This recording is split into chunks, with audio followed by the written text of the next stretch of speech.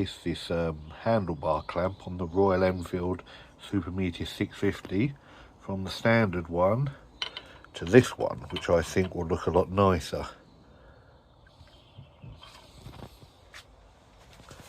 So here it is. It's a aluminium powder coated silver with a nice Royal Enfield logo to match the rest of the stock bike. The package, we've got some new longer screws, Allen screws. We'll be using a 6mm Allen key here to hopefully undo them and tighten it. Good thing about Royal Enfield is when you buy your package, on the box there's these QR codes to scan for instructions, and they also usually have a little video. However, this set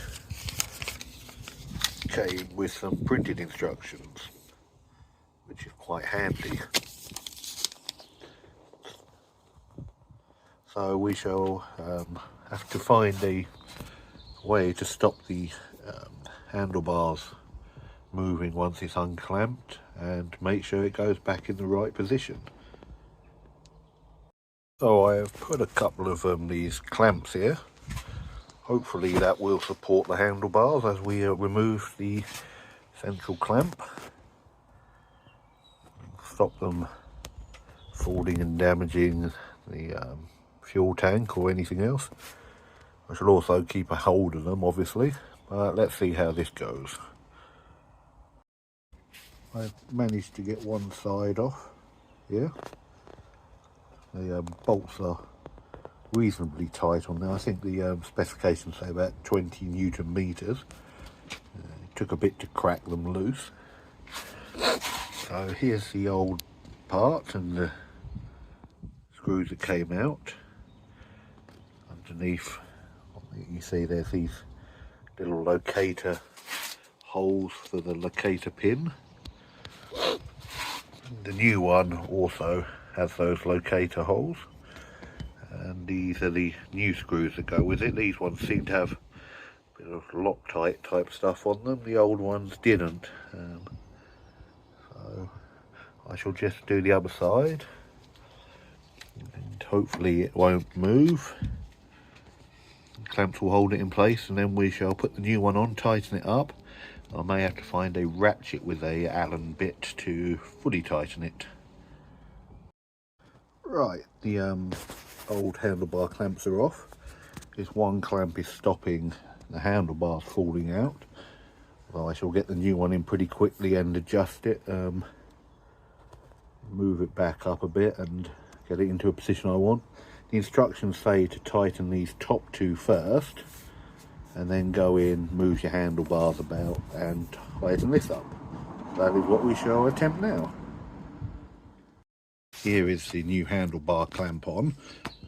I've tightened it at the top. I shall remove this clamp now, and the handlebars do not go anywhere. Obviously now I have to reline this up so move it over to the right, and then also lift the handlebars up to a position I'm comfortable with.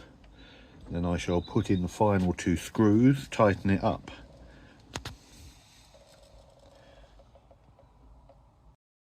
Alright, here we are. I have adjusted it so that it is in its proper place. Tightened it, but not fully tightened yet. I sat on the bike and aimed the mirrors at where I could remember them being, at about shoulders height in my view. And then I've tightened it up a bit. The positioning feels good. Everything seems to be in a nice position. And this is what it looks like on the bike. I think it looks nice. Like when I drove the shotgun, it had one on here, which gave me the thought of having this. So I've lost this bit in the middle to be able to attach, say, like a phone mount to, but I don't really have my phone out. And the cameras can be mounted here. I have a suction one for here. And of course I have my helmet camera, so that's not an issue. I think it tidies the bike up nicely. Nice little Enfield logo on show. Not bad for, I think I paid from India about £19–20. Looks very nice. So yeah, once you watch the video and read the instructions, that's about 5 minutes. Get the other one off, as long as you've got a couple of decent clamps. To attach it, probably a 5-minute job on your own, or you could get someone to hold it while you undo them. Well, I say it's a relatively easy job, 10 minutes on your own.